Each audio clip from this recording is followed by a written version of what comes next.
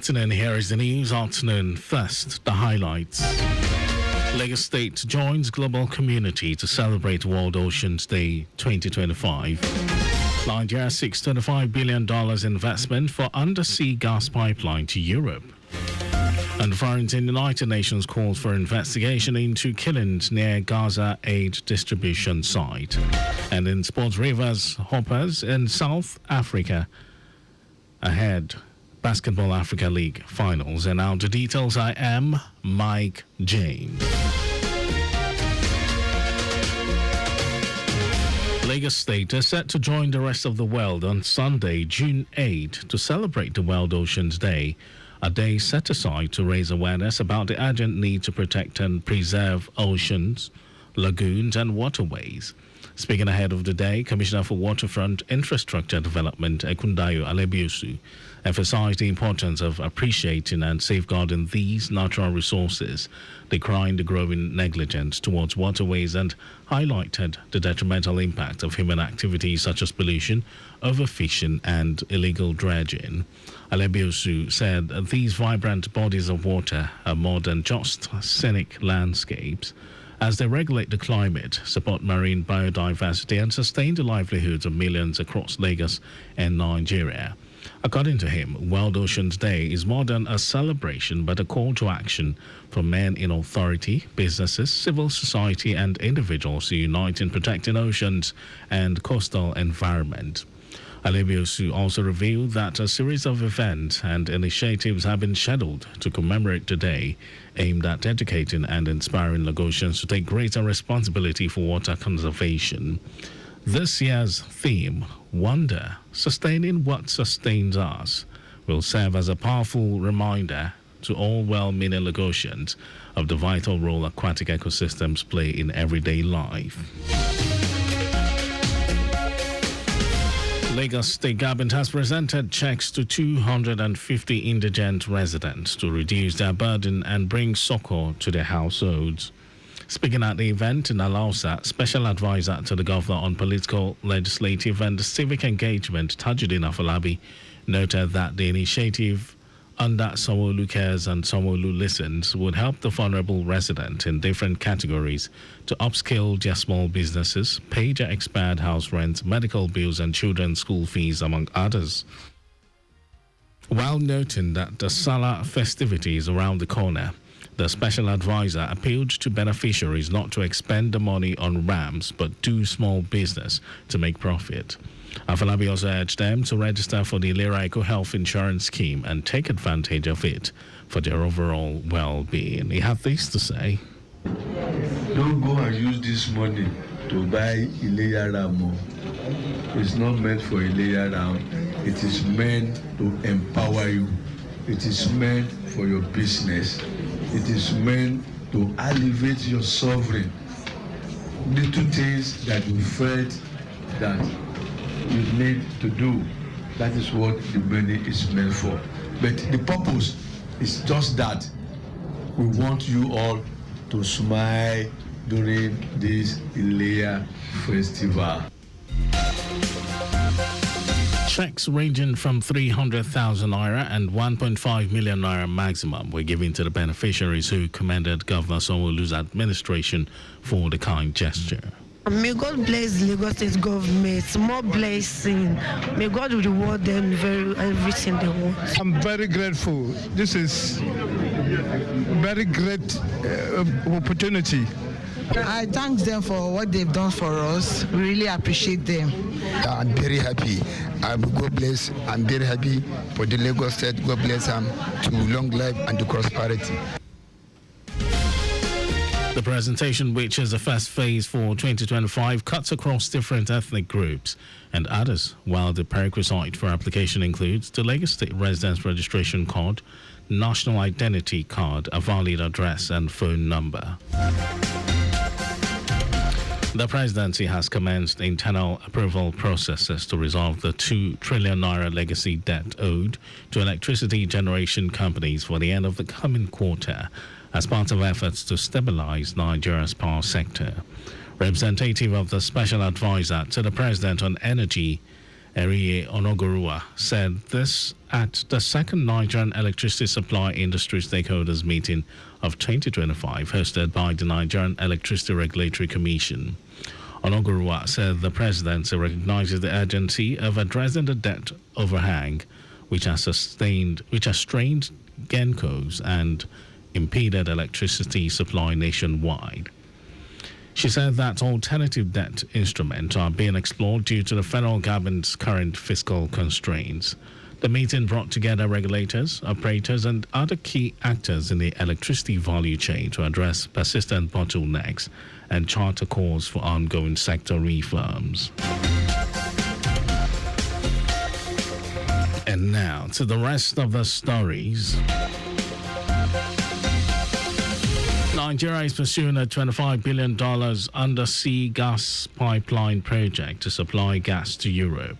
Vice President Kashim Shettima, who announced this at the presidential villa Abuja, said the project, which is the Nigeria-Morocco gas pipeline, aims to transport Nigerian gas to Morocco and onward to Europe through the West African coastline. Shettima said President Bola Tinubu's economic reforms have positioned Nigeria as a prime investment destination, especially in the energy sector.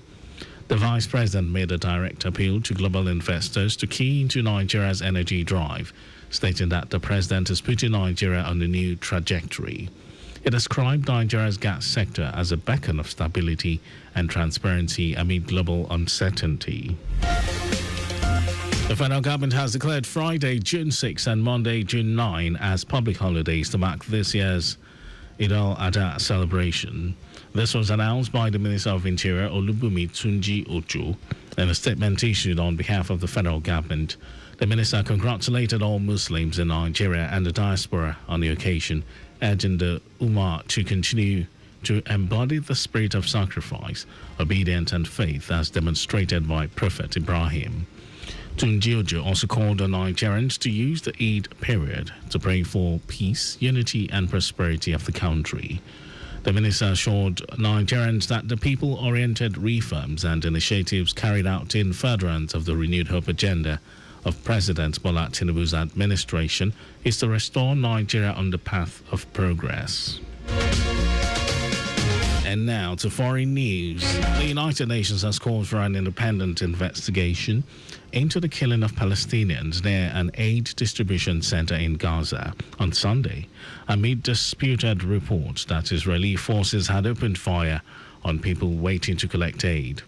UN Secretary General Antonio Guterres said he is appalled by the reports of Palestinians killed and injured while seeking aid in Gaza, stressing that perpetrators will be held accountable.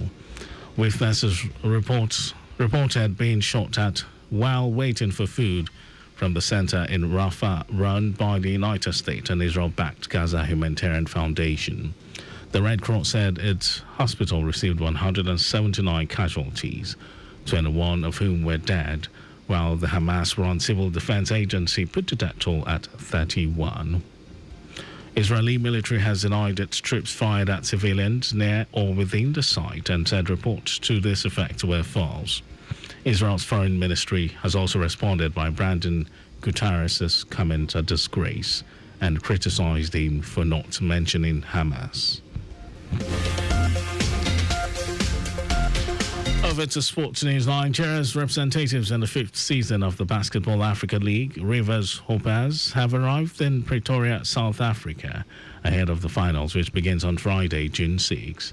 The Kingsmen, who secured their place for the BAL finals by finishing second in the Kalahari Conference qualifiers earlier this year, are one of the 8 franchises set to battle it out at the Sunbet Arena in Pretoria for the right to be called champions of Africa. The coach, Oga Odaudu-led side will slug it out with 7 other top teams, including Al Ahly of Libya, Al Ittihad of Egypt, US Monastir of Tunisia, Petro de Luanda of Angola, APR of Rwanda, FOS Rabat of Morocco, and Creole Star of Cape Verde. Rivers Hoopers, who claimed the bronze medal at the 2024 edition after finishing third during the 4th BAL season, held in Kigali, Rwanda, have been ranked as the fourth best team in Africa ahead of Friday's Dunkirk. And that was our news at 12. Just before we go, maintain adequate distance from the vehicle ahead of you to avoid collision. You can follow us and like all our various social media platforms: X Traffic Radio 961, Facebook Lagos Traffic Radio 96.1 FM, Instagram Lagos Traffic Radio 961. Subscribe and watch our news and programs. It's live on YouTube, Traffic Radio 961. I can also visit our website www.trafficradio961.ng.